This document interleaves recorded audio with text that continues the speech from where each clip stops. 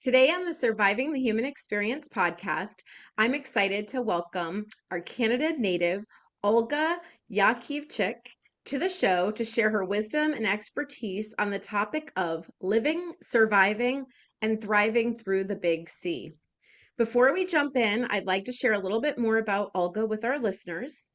Olga was born in Canada. She has her bachelor's in biochemistry and master's in organic chemistry and has taken courses to work towards a PhD in pharmacology. Olga worked in a clinical research setting in the pharmaceutical industry for well over a decade in various therapeutic areas, including cancer. She is published in the European Journal of Pharmacology. Most of her family has passed from cancer despite the best medical care in the world. Consequently, she embarked on a journey across the world to explore avenues of healing such as China, South America, United States of America, Europe, and the UK. On her journey, she pursued and focused her studies in integrative cancer and lifestyle modification upon returning home. Soon after, she opened a consulting practice for adults diagnosed with cancer who feel overwhelmed by information and powerless in the face of their diagnosis. Olga's work centers around helping clients take back control by creating a clear, personalized, holistic plan so they can feel a peace of mind and confidence in their next steps. So, welcome to the show, Olga. Thank you very much, Kristen. Great to be here.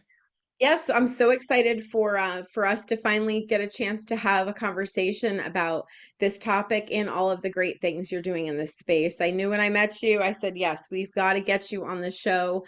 You are offering something absolutely incredible that people really need to hear about. So I am excited to share this information today. It's a heavy topic, but one that needs to be talked about. So before we dive in, I'd like for you to share a little bit more about yourself with our listeners. I know I gave a brief bio, but I always like to give my guests an opportunity to share a little more about what, led them to doing the work they're doing, how you found your purpose and what really brought you into this space where you said, I'm going to open this consulting business to support clients. Thank you. I was born a science geek. I was the kid in school that took every single science and math course. And so, of course, I went on to university and continued. And then I started a career in clinical research, and that was very interesting and exciting for me. But then uh, life brought a series of unexpected and tragic events. Many of my family, close family members, died from cancer, and I was absolutely devastated by this. And watching my family members struggle, suffer, and eventually succumb to their illness had a very profound effect on me. And I thought, there has to be another way. And I must admit that being a very hardcore scientist, I was very surprised that they could not live more than a few months and some just over a year. And so I decided I was going to set out to look for answers, not just on a molecular or pharmacological level, but I was open to explore other models of health and healing across the globe. Oh. See, and that's so powerful because when you have the life experiences that you can share and contribute when you're working with others, it's so important because you're walking the walk and talking the talk, right? This is unfortunately a sad circumstance that's occurred, but it's led you to finding your purpose and being able to really empathize and understand the dynamics of what's happening when people are going through this space. Yes, this was a very up close and personal Hmm. experience. Yeah. So, through your own personal heartache and frustrations, you witnessed the pain that both impacted individuals and families experiencing during their post-diagnosis process. What are some of the aha moments along the way as you experienced this? I mean, even with the friends and family passing, I'm sure there were a lot of aha moments that just kind of shocked you. Well, I guess what I came to realize is that cancer, it's not just a condition or a diagnosis.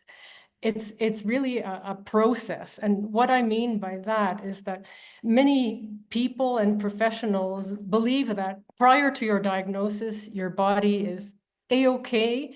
And then out of the blue, a gene gets switched on and that causes a tumor to grow, and bingo, you're diagnosed with cancer. Mm, But actually, through all the reading that I've been doing in scientific journals and whatnot, I've come to realize that there are many underlying pathological processes occurring subtly and concurrently. And this is what requires a full-on multifaceted approach. mm, And the good news is that in these pathological processes, they can be influenced by epigenetics, where lifestyle can play a pivotal role and put you back in the driver's seat. mm, So you may be wondering, well, what exactly do I mean by pathological processes? And here I'm referring to something such as underlying infections. Are they fungal, bacterial, viral, or parasitic? Or things like deficiencies, are they mineral, cofactor, mm, vitamin, or nutrient? And as well as toxicity. Is this coming from heavy metals, mold, radiation, pesticides, or persistent organic pollutants? mm. That's so important, because I think oftentimes people receive a diagnosis and they're shocked by this diagnosis because it's life altering. But to hear you say that, there could be underlying things that are kind of almost like a pot of stew on the stove. It's like it's brewing and it's brewing and it's brewing, and then it gets to a certain point. And I know I've had conversations even in the holistic health space where, we've had the discussions where we have these things that are present in our body. And as we go through our life experiences, it's whether or not they get activated. And sometimes, because of lifestyle or environmental toxins, things in which you were just mentioning, it can really contribute to really adding fuel to the fire and then, leading to a diagnosis eventually. Exactly. I really appreciate your metaphor of the Yeah. stew on the stove. When it's not Like, boiling over, everything yeah. is fine, kept neatly under the lid, and then all of a sudden, boom. Yes. Yeah, and I think oftentimes, we are in a society that prides itself on being productive all the time. And so, unless your body's screaming at you, people will sometimes just kind of say, oh, yeah, this hurts or that's happened, but they sweep it under the rug.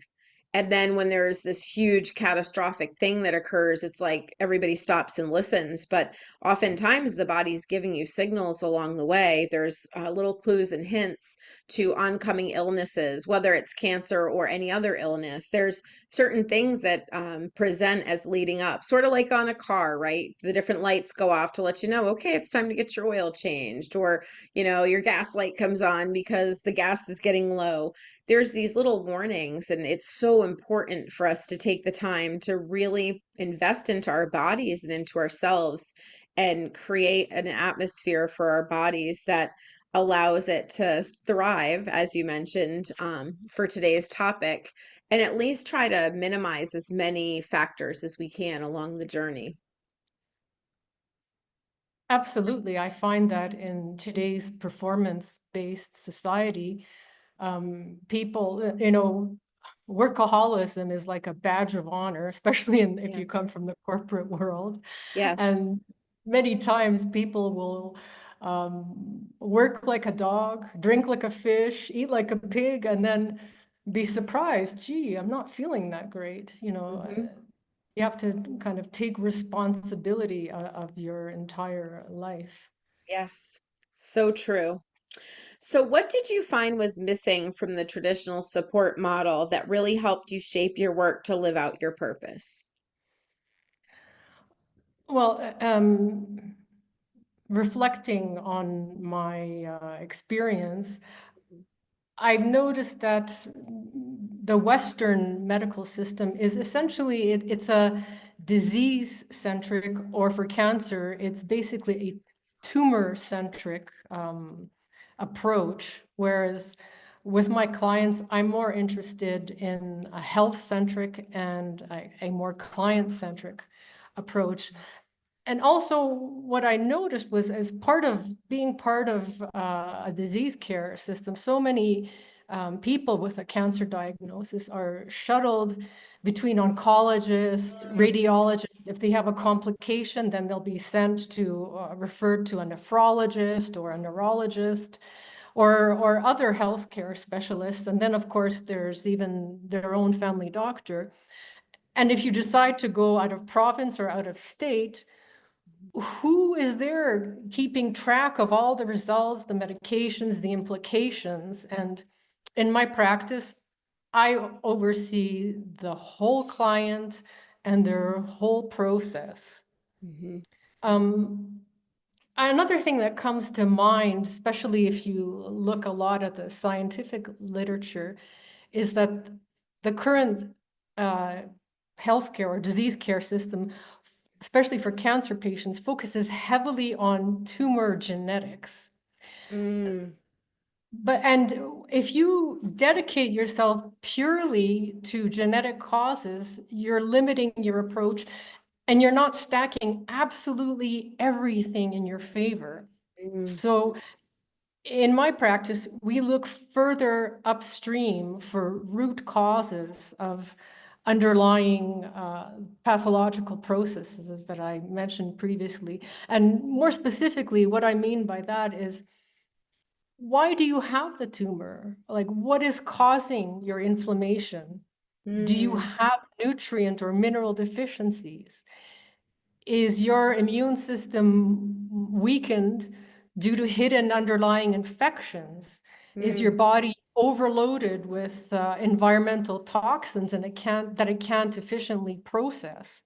yeah. As well as many other aspects, and more importantly, what steps you can take on your own to change that.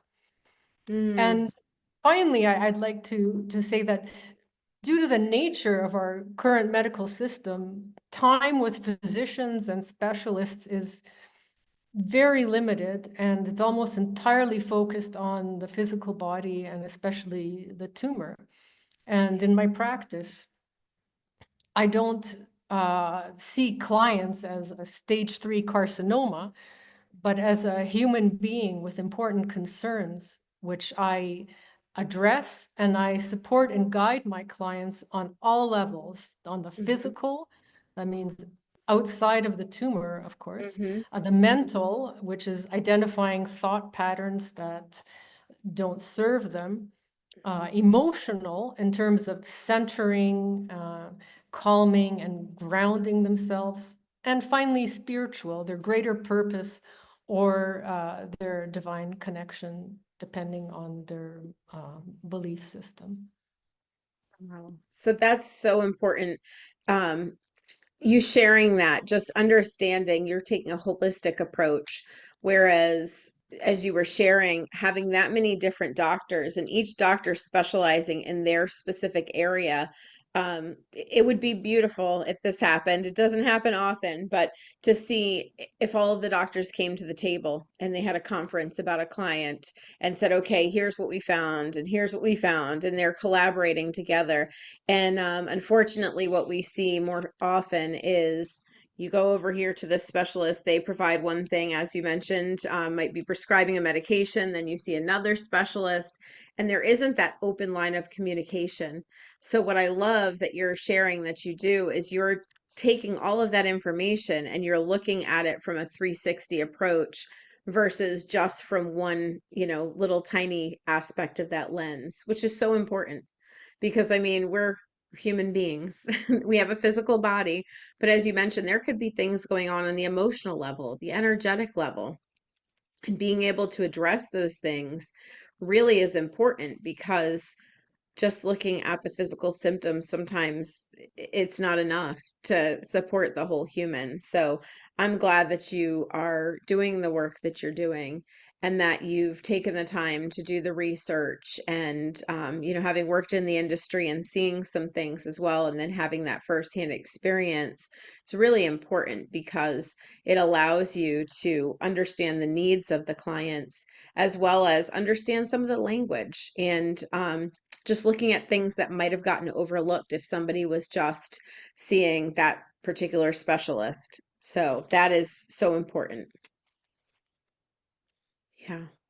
And you touched on the healthcare system.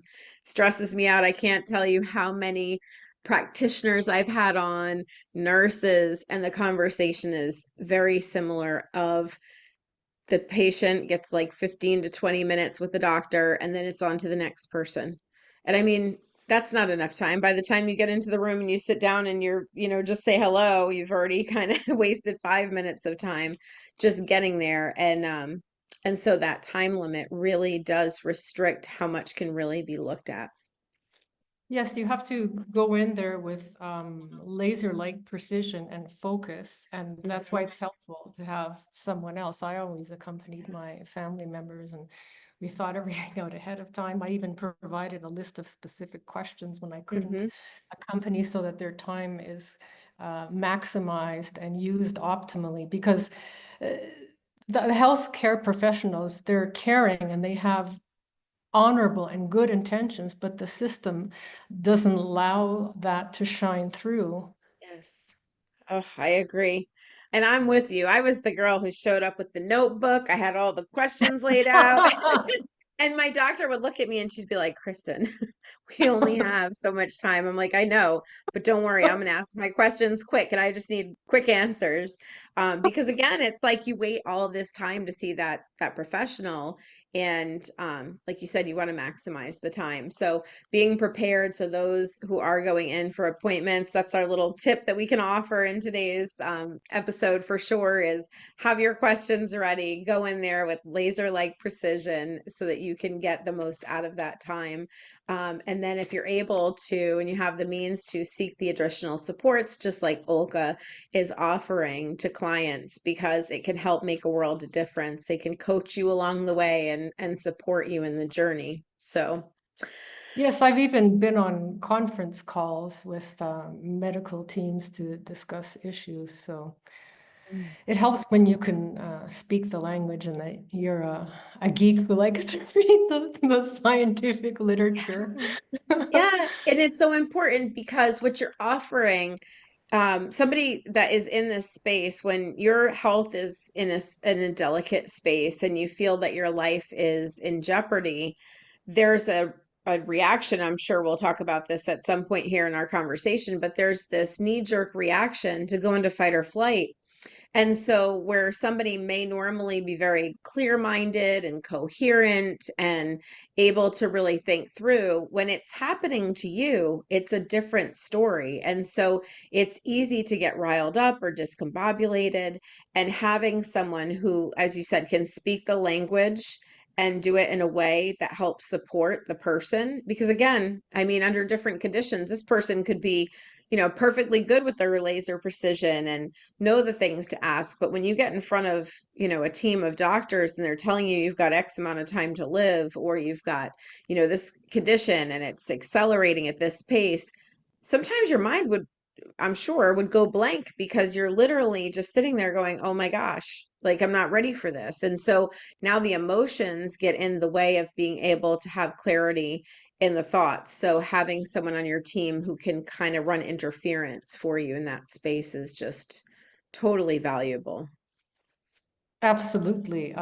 You're totally right because I do focus on toning down the fight or flight response because to stay in that, like you mentioned, it's not conducive to designing an optimal plan, and it's not conducive to your immune system either. Mm-hmm. Mm-hmm. Agreed. Okay, so let's talk a little more about your business. Post-diagnosis life from chaos to clarity. I have to say, from the moment we spoke, when we met, I was captivated by your work.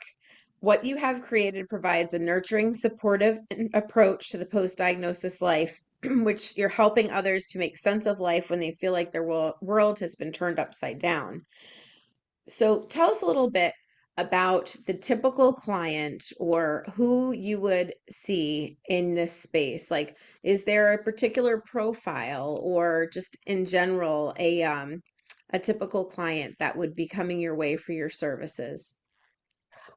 I have a very meticulous screening process to make sure that we are a very good fit and that we will collaborate well together. My clients are adults who've been diagnosed with cancer, but who want to play an active role in Mm, their own post-diagnosis journey. These are people who are open-minded and willing to explore a holistic, multifaceted approach to stack everything in their favor. And so my clients are people who really want to partner with me. They're not the people who receive their diagnosis and okay, business as usual in terms of their mhm, life, or who think that a few drops of lavender essential oil and a supplement means, wow, I'm holistic now. mm, Those, those people are the ones looking for either a magic bullet or a quick fix with a holistic flavor.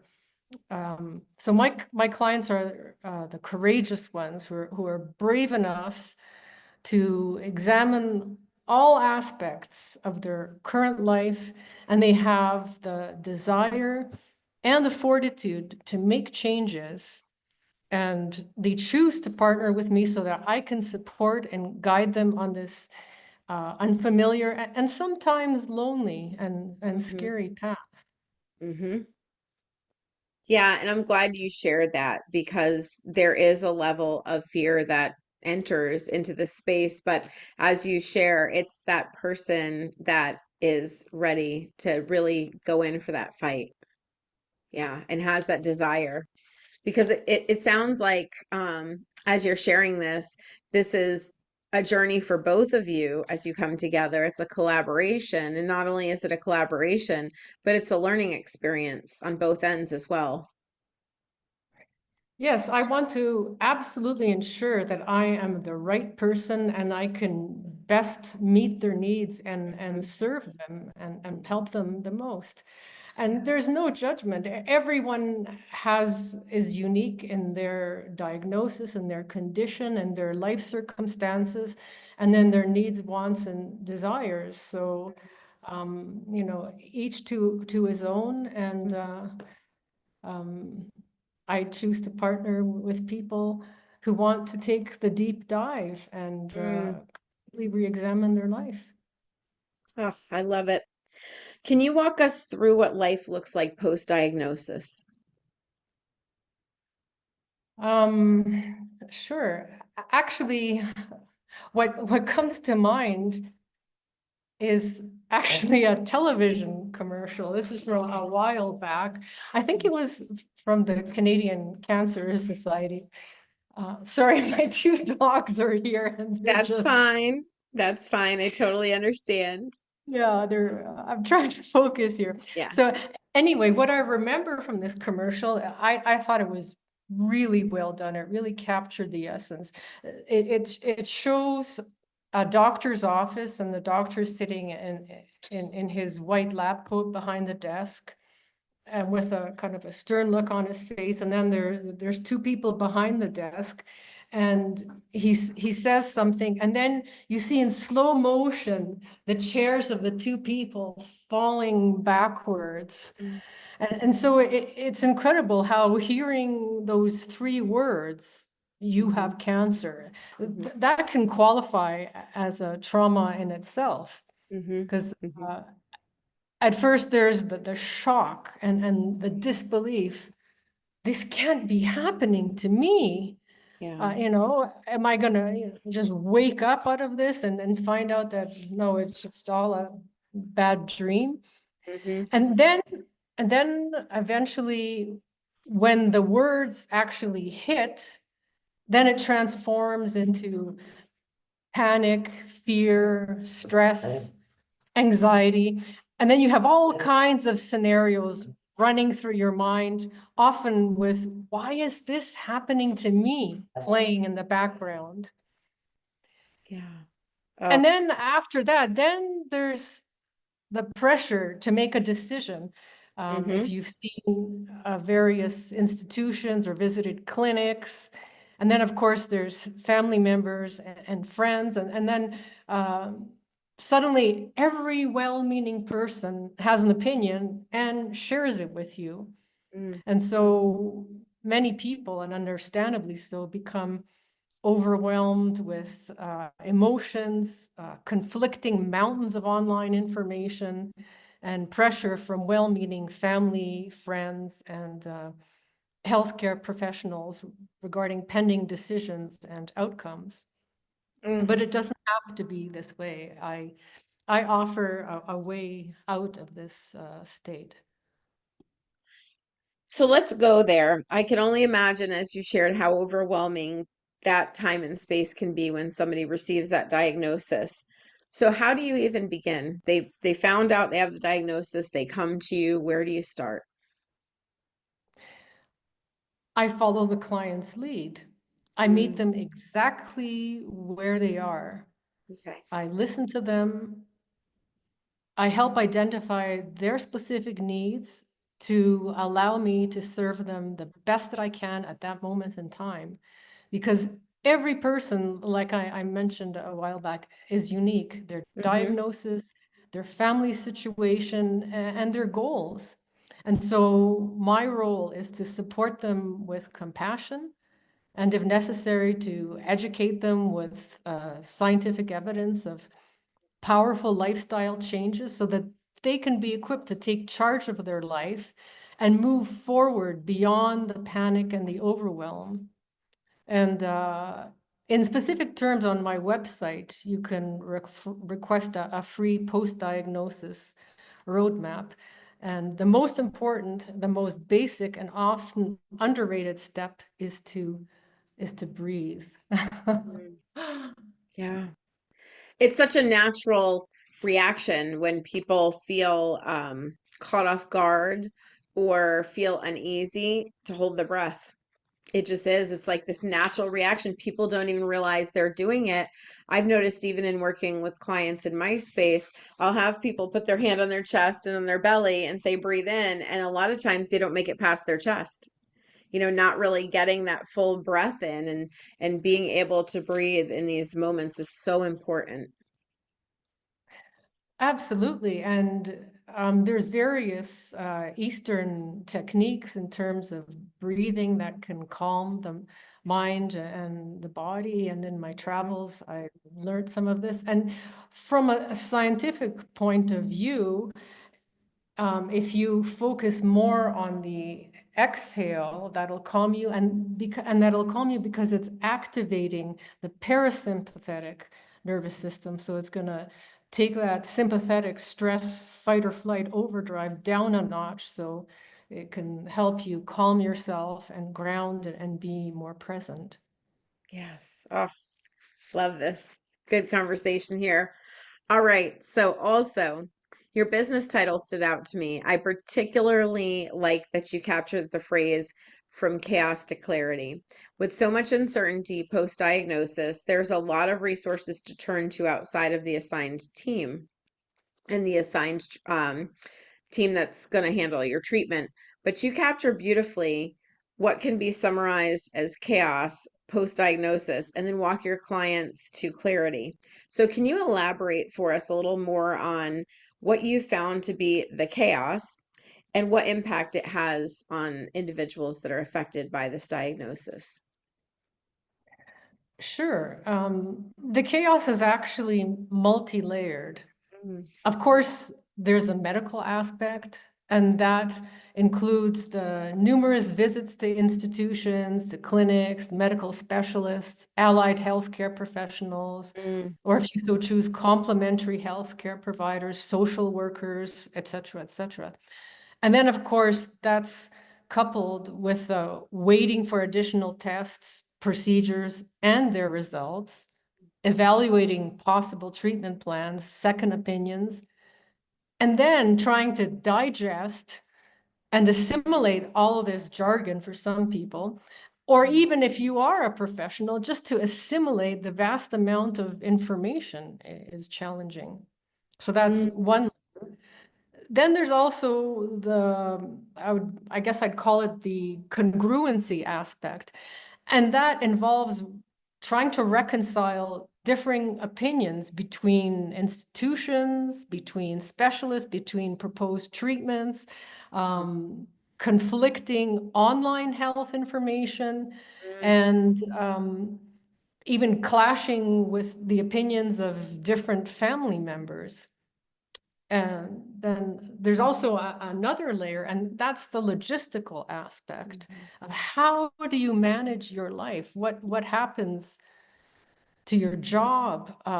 What about the funding for your treatment? How much is this going to cost? Is insurance going to cover any of this? And then there's a whole bureaucratic uh, red tape and the hoops. What do you need to do to obtain coverage? And mm, then what about other aspects of your life, such as if you have mortgage payments or car payments or tuition payments, and who's going to look after family members, whether it's child care or elder care, and who's going to help you with your activities of daily living, and mm, etc. And finally, there's, as we mentioned before, which is not to be sneezed at, is the emotional aspect, the fear, the stress, mhm. the anxiety, and of the future repercussions. And I'd also like to take a little time out and make a point here. People don't give the emotional repercussions and the emotional aspect its due importance. And there was a study, the Adverse Childhood Event Study, and they followed people like up to 20 years later after traumatic childhood events, and it was shown conclusively that these stressful events can have significant health impacts later in life. So, this is now published in respected scientific journals with robust evidence that emotions are not something frivolous. They have an absolute physiological impact, and they should definitely be considered in any treatment plan. And Mm. so, just to wrap up your question, sorry, I'm Yeah, going no, this is a bit great. here. This is great. So, and then there's the client kind of standing there or sitting there in the eye of this terrific Storm. storm. And Mm-hmm. that's a very challenging place to be. So, where I come in is I help them cut through all this noise, figure out the next steps that align with their own actual needs, with their priorities, and with their values.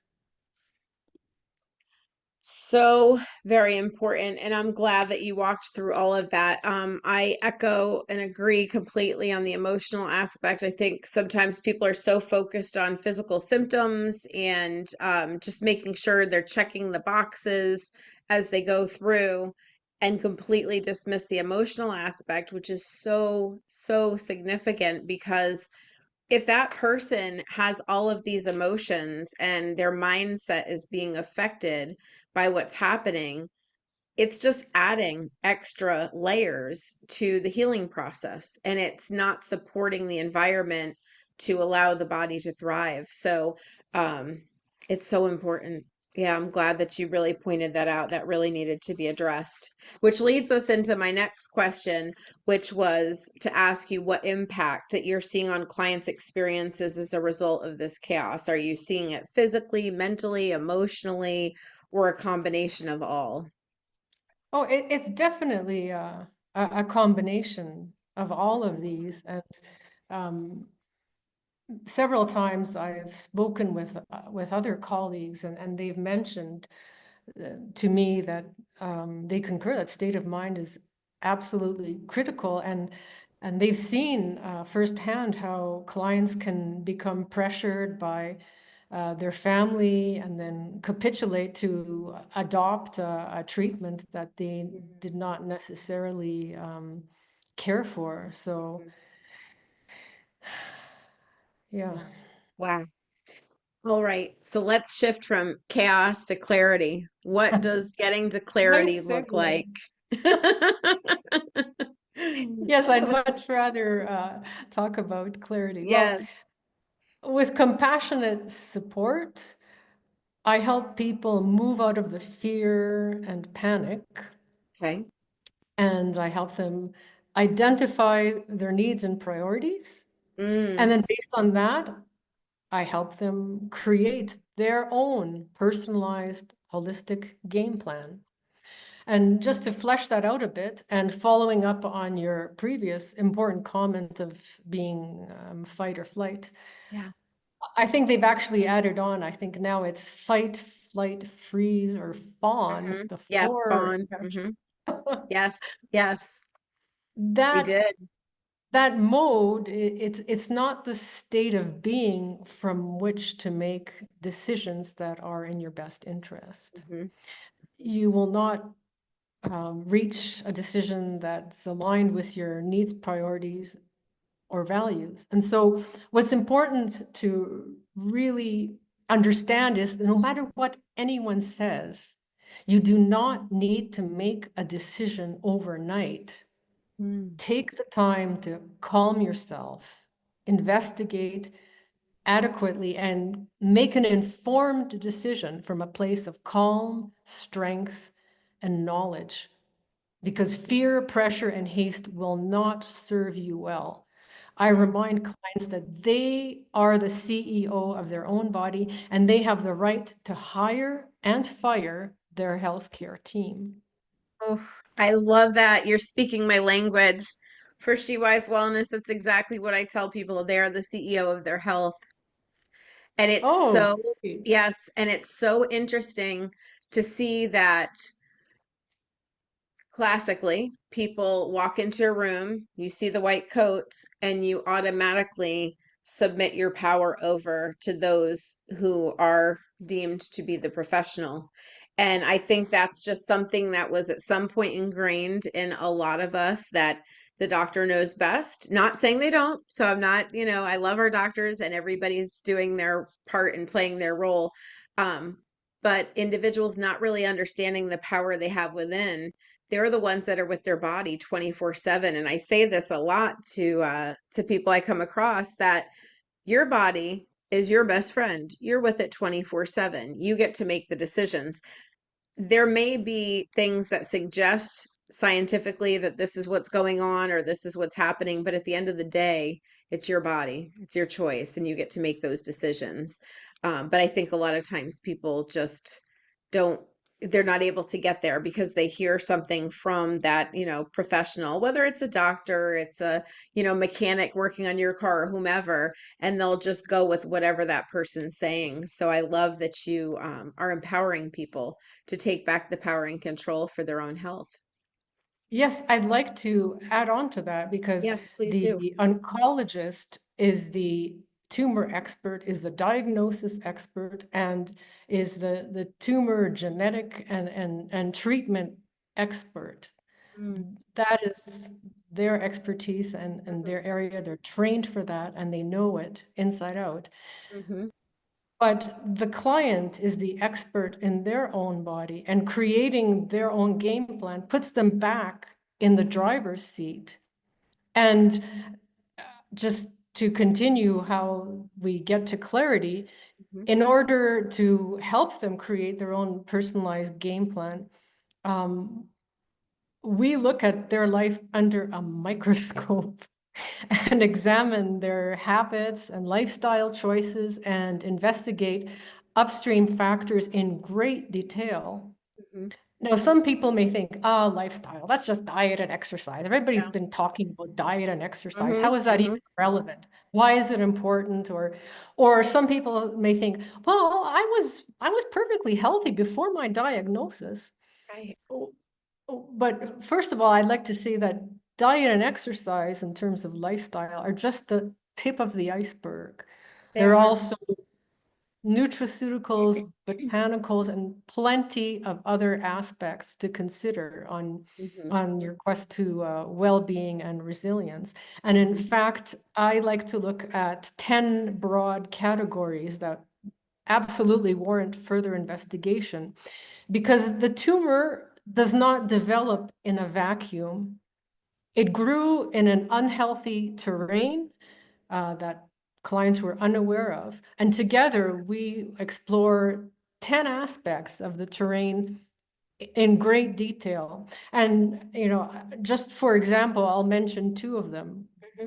I, for like Hippocrates and, said that the key to everything is in the gut. So I like to ask, how is your microbiome? Mm. Is it healthy? Do you have dysbiosis, or i.e. an imbalance?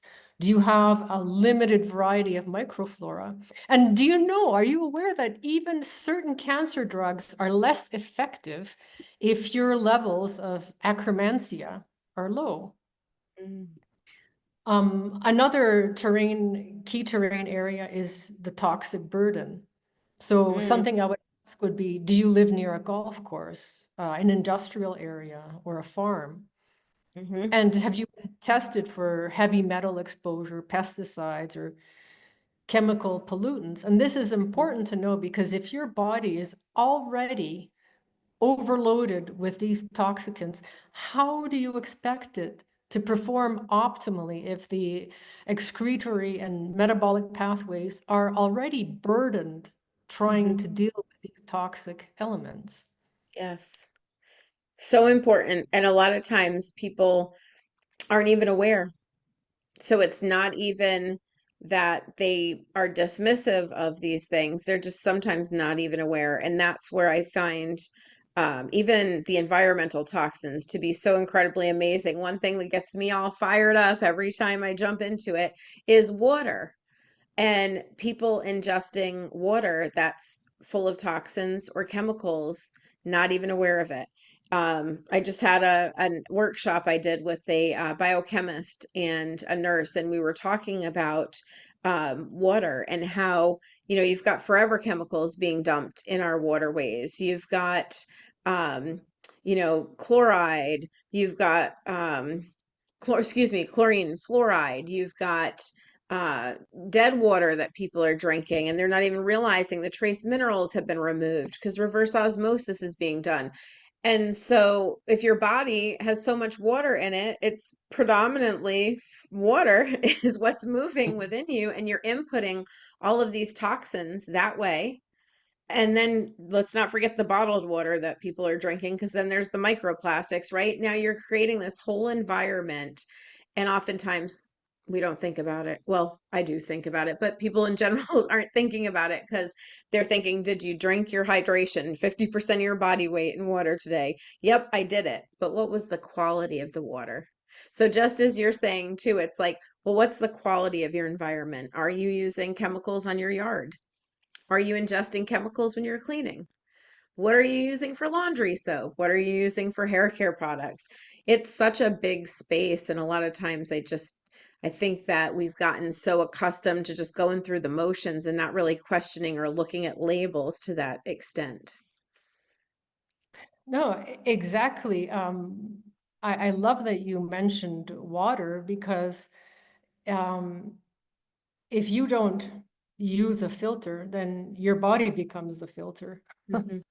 Yes. And hydration is also key. I mean, water is the solvent that uh, flushes all the wastes from your cells and brings nutrients. So Hmm. you need to be adequately hydrated Hmm. to have an optimally functioning cells. Yeah, with quality water. Yeah. It just disturbs me as I continue to see how much how affected our water is in so many ways.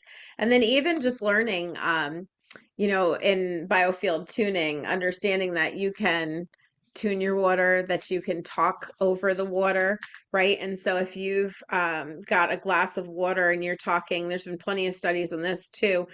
you can see the crystals change in the water if water is talked to positively or negatively. So that led me to think, well, gosh, if your body is, using water to transport things and you're constantly talking negatively to yourself, right? And you've got this mindset where you're like, oh my gosh, I can't believe you did that. That was so ridiculous, or I'm so dumb, or whatever people, say to themselves, because I'm sure we've all been guilty of having a negative mindset at some point. You're impacting that water in your body too. And it's like, oh my gosh, it's so incredibly important to look at all of the aspects. So I love that you've identified 10 areas to consider versus, just limiting to the diet and exercise, because there's mindset, there's emotions, there's so many things. Sleep, rest and recovery, right? A lot of people aren't taking the time to get proper sleep or rest and recovery as well, and that's another um, big area to look at as well. Absolutely. I Yeah. totally focus on that Yeah. because at night, there's the glymphatic system, and that's uh, where your brain detoxifies itself and cleans itself out at night. So if you're not sleeping well, Mm-hmm. uh, it's not to your advantage, most certainly. Yeah. And every little part counts. Mm-hmm. Mm-hmm. Absolutely.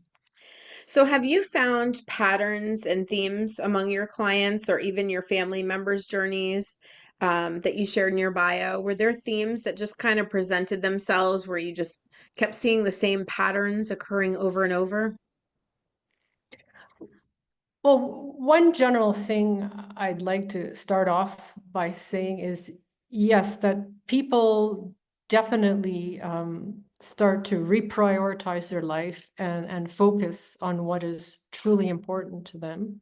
Mm, And another thing that just came to mind is, um, are you familiar with Dr. Kelly Turner's book on radical remission?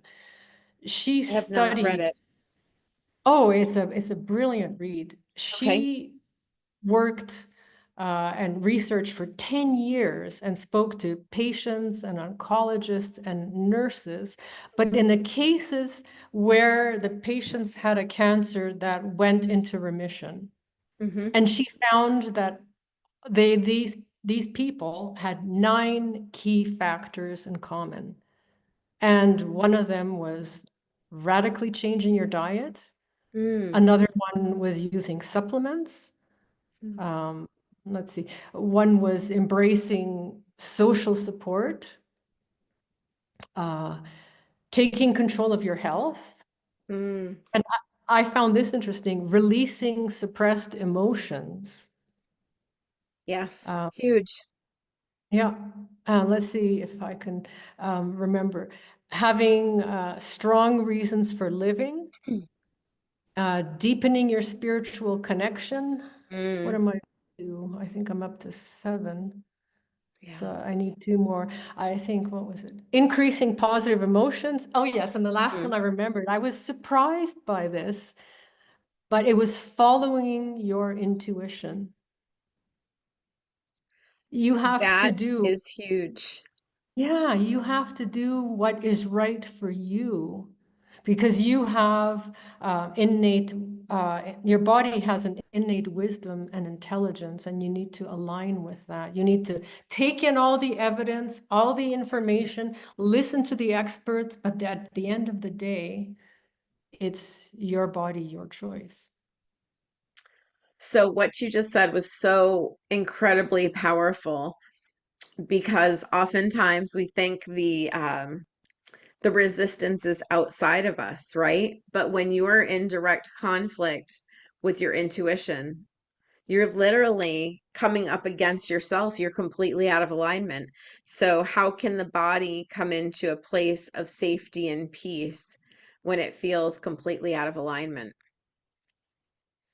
Because you're Exactly. literally almost going up and challenging, like you said, that innate inner wisdom that you have. And the subconscious and the conscious are now at odds with one another, because you're just sitting here going, I don't know, I kind of feel like that might not be the thing to do.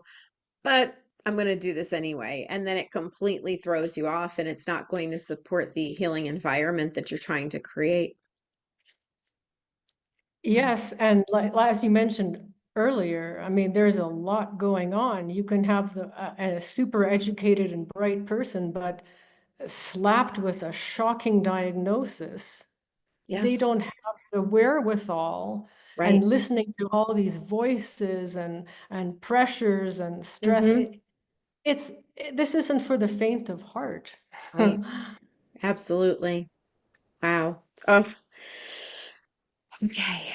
We are coming to a close. We have covered so much ground in this conversation. I feel like we could go on for many, many more hours. But Me too. before yeah, because we're just scratching the surface here. Um, but before we, wrap up, I'd like to go into some closing comments and concluding thoughts from you. I always like to ask my guests, if you could share one message with our listeners, what would it be? Hmm. I know it's a tough one. There's a lot of messages to share. Yeah, let me see if I can condense this to 25 minutes. No, Yeah, just there you kidding. go. I No, love it. no, just a couple of sentences, if I Yeah, may. absolutely. This doesn't, I can't remember who said it, but I remember reading that someone said cancer is a diagnosis, but not a sentence. Mm, And I'd like to add on to that by saying you are not helpless and hopeless. mm, Reality is nuanced and requires time for research to um, collect some data in order to make a truly informed decision that mm, serves you, aligns with your priorities, needs, and values. And most importantly, I'd like to close by saying there are powerful things that you can do on your own to improve your well-being, your resilience, and your quality of life. And I'm here to partner with you and guide you so that you can create your very own holistic post-diagnosis game plan. mm. That's beautiful. I am so happy to hear you point out that it's not a sentence, it's a word, right? And there are ways and there are opportunities to optimize your health and wellness as you go through the journey and being able to really just look at it from a different perspective and outlook and get the support to help you through that time makes a world of difference. Yeah. Oh, well, Olga, please share with our listeners how can they get in touch with you if they'd like to connect, reach out for more information, or would like to work with you. Oh, I think the easiest way to reach me is they can go to my website, which Okay. is postdiagnosislife.com, Okay. or they can email me at postdiagnosislife@gmail.com. So that's all one word, postdiagnosislife@gmail.com. Perfect. Perfect. Well, thank you again for coming on our show today. I've really enjoyed this conversation and really commend you for the work that you're doing. It's so very important. So thank you for all that you're doing to help others along their journey. Oh, you're very welcome, Kristen. Yes. It was a pleasure to be here. I thoroughly enjoyed our exchange. It was wonderful, and have a Yeah. great We're more day. to And come. thank you. More to come. Yes. Okay. Yes. So, for our listeners, thank you so much for taking time to listen to this episode of Surviving the Human Experience. And until next time, be well and stay blessed.